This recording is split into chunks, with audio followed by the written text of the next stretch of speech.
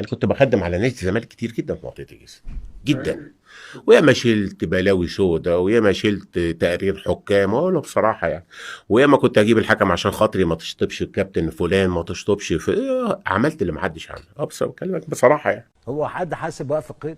انا نشرت الخطاب في التوقيت اللي انا عايزه كنادي الزمالك ومصلحه نادي الزمالك. واستجاب ليك اتعملت ازاي؟ دي قصه بتاعتنا.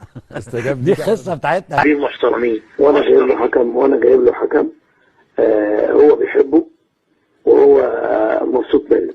اللي هو مين؟ ماتش الزمالك والمقص. بيجيب له مين؟ جايب جريشة.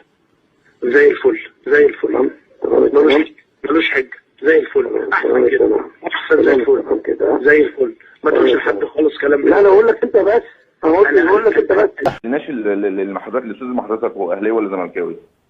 زملكاوي. كويس طبعا.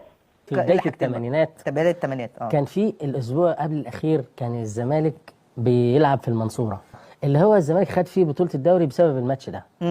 كان في مهاجم في المنصوره اسمه محمود درويش، الله يمسيه بالخير.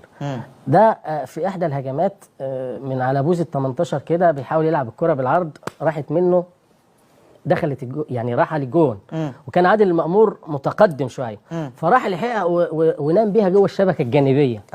الحكم عبد الرؤوف المرشدي كان احتسب هدف، احتسب هدف للمنصوره، هدف مليون المية. الرايه قال له تسلل ازاي؟ ما حدش عارف. القيامه قامت والدنيا باظت، والاحتياطيين بتوع المنصوره نزلوا.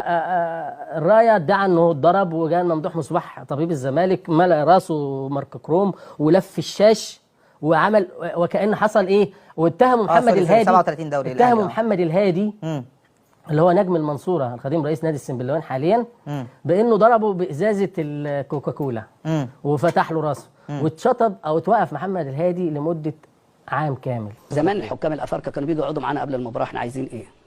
انت بتتكلم جد يا كابتن؟ خلاص بقى.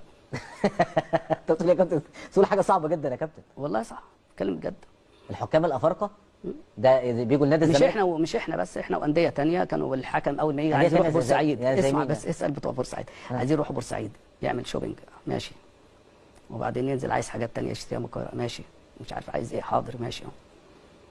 كويس؟ تمام. فيجي بقى تيجي الاجتماع اللي هو بتاع المباراه، الاجتماع الفني. فانا بقى بصفتي لكابتن النادي فكنت بقعد. فهو الحكم يقول لي مباراه مثلا في مصر فيها مثلا 50 60 70 80 الف متفرج بيتفرجوا. فانا بقعد اتكلم مع الحكم، يقول لي انتوا اللي عايزين ضربه جزاء